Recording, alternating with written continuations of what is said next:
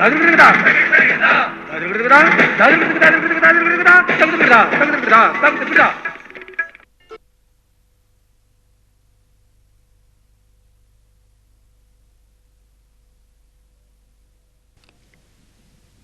the opening up of the world market, a lot of Indian students aspire to go abroad to study and work. Sometimes it so happens that we paint a rather rosy picture of what the child does in the West once he is in the American university. Parents back here have a kind of a laid-back attitude that the child is already in an American university and find it prestigious to, they proudly boast about it with their friends and relatives. But what actually these students go through once they go to America is what we don't know. To tell us more about it, we have with us today Dr. Aruna Jha. She is the chairperson of the AASSPI, the Asian American Suicide Prevention Initiative. She is a research assistant professor at the University of Illinois at Chicago. This is a large university catering to more than 24,000 students and one of the largest medical universities in America. So welcome, Dr. Jha. The first question I would like to ask you is, what are some of the pressure points that our students face when they go to study in a foreign university? Megha, that's a good place to start. You know, there's been a lot of research on migration, and migration by itself is a huge stressor, you know, and so students, even if they're supposedly going there for education, it is a migratory experience, and they go through what's called acculturation stress. Acculturation stress is when you are raised and belong to a certain culture. In a different culture, yeah. And then you face another one. What is the transition like? What do you have to learn? What are the skills that are not working for you? So even if you have known English for a long time. That's right. That's one of the biggest issues for Indian students, because while living here, the mindset is, I've been raised in the English medium, so I will be doing just fine. In contrast, for example, to Chinese students who come in and who may not be very good in English. In some cases, the experience of Indian students could very well be worse internally than Chinese students, because the Chinese student comes in with a mindset that till such time I learn English, I will be struggling. Okay, which is not what the Indian student would face. No. They're different things. That's right. And so the issue is that you have a set of expectations of how well you're going to do. And it's your first experience away from home. And you have to come to terms with the fact that you don't know everything as well as you thought you knew. That can be very, very depressing. The second is that regardless of how big the college was that you went to in India, it will not be as big as some of the universities where the majority of the Indian students are going. The campuses are very large. You could finish your entire master's degree not knowing anything beyond your department, your apartment, and the place where you go to shop. Right, so they feel like they've been thrown into an ocean sort of a thing. Absolutely, and there is no place to talk about it in the minds of the students. Who do they talk to? They talk to other friends and peer group who are just as lonely as they are. You know, so that's the experience that we're describing. But Dr. Jha, paradoxically, the world has come closer in terms of the media that are available for communication. Like students can call up their parents whenever they feel like. So yes. How do they still feel that they are not getting the kind of, you know, the helping hand that they need? Right. Separation anxiety is what you call it. You know, I mean, we don't talk in families here. We rejoice, we celebrate, we do the pujas before the students leave. And everybody's about congratulations at the significant achievement of getting admission in a foreign college, you know. But the process, even prior to immigration, has an underlying anxiety component, you know, which is never discussed, not prepared for, you know. Even families that seek counseling in India about how to get admission I'm aware that there are agencies that are doing that. It's all about what academic major and how do I go about filling the forms. But never tell them about whom to contact if you feel isolated. Exactly, and not even about the fact that it's not all fun and games, you know. There's tremendous loneliness. These students are working very, very hard, you know, and they have 1 or 2 friends or maybe 3 or 4. And your question is really related to why do the children not call back home and tell their parents? Precisely, because why are the parents, they look to be available, but they are actually not. I mean, is that? Because the kids are protecting the parents. Parents who've invested so much in sending you abroad, how do you tell them that you're struggling and you're not happy? So there's a lot of investment of energy in just conveying messages that I'm doing all right, you know? Yeah. And so the door has to be opened from the parents' side to say that don't worry, I will not fall apart if you tell me that you're sad. Yeah, so Let what me is know. your clear message to the parents in this context? I think the clear message to the parents is to prepare. If you want your child to go abroad and study, please don't start the preparation after the 12th grade exam is over or after the undergraduate exam is over. Very important. You know, start the communication process early on so that what you're trying to do is increase the resiliency in your child. But more important, that your child feels that they can come back to you and share with you. Now, here's the interesting issue. Just because they're struggling, it doesn't mean that they won't get over it. Because it's a part of the growing up. You know, it's a part of the growing up. In time, they all adjust. Yeah. And I think what we are also discussing here is a subtext message, which is that there's a lot of resources that are available there that they could actually be using. So are there really resources? What is the first day like when they go to the university? Yeah.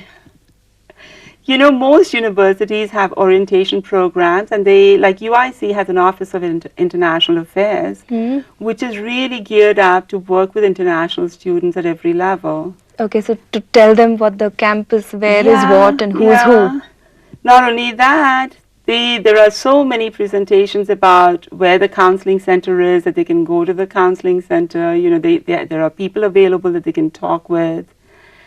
But I think it's because students have not been exposed to a similar system here. So that by itself is a pressure point. Right. Okay. They might not even land up in time to get all these help before the classes begin. That's right. Some students sort of come 2 to 3 days before classes start. If you're a graduate student, if you're going for your master's degree or your PhD, hopefully you've landed there and you're scrambling around to find the graduate assistantships that will help you sort of cover the cost of your education. All of your time and energy is being spent in just doing all of those logistical issues. What we're addressing here is the lack of emotional contact. That's right. That's a pressure point also, you know. The next is just juggling the various aspects of an education in a foreign country. You know, like? Many of the students have jobs. You know, you have to do well in your studies. We know that Indians tend to be very, very ambitious academically, and it's often the bright ones that are getting the admissions. So you have students who have perfectionistic tendencies, you know, but in addition to the job, your studies, you have to cook for yourself. Yeah. You have to maintain your home, you know. Which is all together. Yeah, and you have to manage your daily routine. So again, in the interest of developing resiliency in their children, parents have to start orienting them to that kind of a daily pattern. Lifestyle, yeah. You know, we raise our kids, even in America, we raise our kids very, very protected. It's all about academics. It's like, just get the good grades, get into a good college, so and another everything else clear will take care message of to it. the parents is... Well, I think you thank you. Maybe there is a message there. You know that it's an issue of life skills. Yeah. Academics is not the end all and the be all. Often the kids are attempting suicide because of social issues. Issues with their peer group, you know, feeling like they're trapped in an academic major that they selected because that's where they were getting the admission. Not knowing that in the US there are hundreds of options and that you can change. You can change your major, you don't have to do that. And so the situation is it different for the Americans? Like the American students might think of other options, whereas the Indians are more academically focused and therefore fall prey to. Or that's a very, very good observation, Megha. Interestingly enough, I'm finding that students who've grown up in America seem to have the same thinking patterns. That's surprising. Surprising, but it gives parents here some food for thought, because what it boils down to is what's happening in families then. That's right. You know, so what is it that we're doing in our families? And is it the right thing for us to do, to just focus on academics all the time? Because when you go to a university, when you go to a college, it's about finding your social feet. Yeah. You know, learning to make and maintain relationships, learning to address hierarchical relationships, which is going to the professor. And in the US, I can speak to the US, the professors are telling you all the time that we're equals. They often say, call me by name, you know. And yet you need to know that if they say it in English, call me by name, the expectation, the subtext is still that I am your senior. And respected, and there should be a distance. That's right. So students do one extreme or the other. It's either they're very deferential, too much respect being shown to professors, which means I can't ask for any help that I need, you know, things like that. Or they go the other extreme and say, okay, this is a relationship with equals here. Yeah, maybe it is that they are just relishing their autonomy once they are out and they go to the West and they are completely free from the chains of their parents. That is another issue. It's related. It's another issue, which is often a pressure point as well. And an opportunity to experiment, you know, with behaviors and choices that they were not given when they were in India. And my philosophy or my bias is there's nothing wrong with the choices that you make. But if you didn't have the opportunity in India, for example, for maybe taking a drink once in a while, you know, or dating someone because it was a no-no, what goes wrong is that you don't know how to manage that behavior. So anyway, if you control it in India, they are going to go and do it abroad. Well, maybe that's another message. That, you know, growing up is about practicing adult behaviors. And if you haven't been given an option to practice any of that, you will take an opportunity to practice that in the US. And often you break your heart because you don't know how to go about dating somebody. You don't know how to propose. You don't know what it takes to actually build a relationship. And so those relationships, even if it's between Indian and Indian students, they break sometimes. So much so for the parents, but once the student is all by himself in a foreign university, what are the agencies that he can really contact in times of crisis? There are so many. It's so different from India. You know, there are so many resources. The first thing of all is go to your professor and say that I think I need help. I feel really sad. Sometimes professors are actually coming to me and saying the student won't come to you, Dr. Jha, but I think there is an Indian student who's been so depressed for so long and, you know, will not talk to anybody. Can you talk to them? Right. You know, so people there are compassionate and they can see what's happening. They've seen life. They've seen hundreds of students. So there's no point in keeping quiet about it. Go tell someone that you're struggling, whatever the issue is. So why don't they seek help? What do you think is what keeps them from?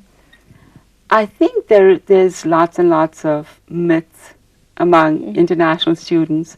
And these myths are perpetuated through what I call the student grapevine, which is like the unofficial system of communication. You know, students, I mean, especially if they learn to trust you, they know you're an Indian and you've grown up in India and you know the Indian college system. Really, it's like one generation of students passing on to the incoming batch of students a whole body of information. What are some of the myths like? Well, that you can only talk to certain professors because only certain professors are good.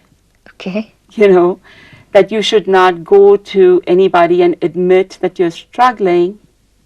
And it's an irrational fear, that's why it's a myth, that your student status and your student visa will be jeopardized if somebody knows. They really believe this? I think students truly believe this. They will never acknowledge it. but that's how they behave, because that's why they don't go and seek help, you know. So your clinical experience shows that there have been cases where they did not seek help just because they were scared. Absolutely. Unfortunately, it's a sad piece of information to share. I do know of Indian graduate students who died by suicide, you know, and not just one, several. In what way? What were the precipitating factors? For the one student that I knew of personally, it was a romantic breakup. Which he could not talk to his parents. That's right. That's right. His girlfriend, who he was hoping to marry, was in India. He went abroad to study. He heard from a friend that her marriage had been arranged and that she was going to be married within a matter of a few days. So, you know, is it really in the interest of the student for the parents and the family to keep all of this secret? You know, it's better to start alerting the student and to work with them and to tell them, go seek help. There are counselors trained to help you to, you know, address this. How many counselors are generally available on university campuses? UIC has a very large, you know, it depends on how large the university is. UIC has a very large counseling center, and the perception sometimes is that you can only go to them for career counseling and guidance, you know. Which is very a small part of counseling. Right, but which is what tends to happen in India because we don't have the infrastructure. Counselors on campuses do very limited interventions, you know. In the US, counselors are trained on mental health issues with adolescents and young adults. So you can take any problem to them. Yeah. You know, and they have lots and lots of years of experience. So you might be put on a waiting list for a day or two, but if they know that you're in a critical situation, they will move you up. They will take you right away. Right. The second thing is that if you can't think of anything else, and if it's not you, it might be a friend of yours who runs into the situation, you can walk into any hospital emergency room. So they have people there. Yes, they will call a mental health professional. They will not treat it like a physical issue. They will bring in a social worker, a psychotherapist, a psychiatrist, and take care of you right there and then. Doesn't matter that you're an international student. That's right. There is a myth that we can't go. We can't go to the hospital. Yes, and you can. Message, the talking is confidential. It will not go anywhere. It won't leak. Contrary to if we could say it 100 times, we should say it for the benefit of students. Please, it's a different scenario from here. People do not gossip, you know. So whatever you go and tell a counselor or a psychiatrist, they will not breach that confidentiality because it's a part of their professional ethics. They could be liable, which means they could be sued, you know. So nobody will breach the confidence. It's safe. It's very safe. And they will take care of the issue from the beginning to the end. So if you need psychiatric help, they'll take care of that. If you need to be hospitalized, they'll take care of that. If you just need someone to talk to, they will take care of that as well. So, but all these agencies are available and our students know about all these universities, what courses they teach, but how do they not come to know about any of these communities? Is there anything to do with the media? Like, we never advertise that there are such communities to Absolutely. I think that might be a part of the problem, and that's what we're trying to address today by sharing this information, you know, that part of learning to live abroad is realizing that the system is different from India and that there is a very well coordinated infrastructure, you know, that can help individuals. And it doesn't matter that you're there on a student visa. It's part of the resources that's available to you. So you don't have to pay anything extra for it? No, because I think your student health insurance will cover it. Once again, I know UIC and a couple of other universities very, very well, you know. But the issue boils down to, we know that at least in the bigger cities in India, you know, parents are taking their students to counselors or recruiters, you know, who are getting them the admissions to colleges. Okay. Right? So parents have to ask about the support services that are available for students. Yeah. Very true. Yeah, that's one of the things that there's a lack of awareness. Okay. Yeah. But so the service is given mostly to the American students, and the Indians don't seek it even if it is available. That's Is right. that what They it don't. is? Because I think our mindset in this country is that of stigma, that counseling is related to mental illness, you know, and that people are weak if they need counseling. So when we migrate, all of our values and our beliefs are migrating with us. We Yeah. take it all over there. Yeah.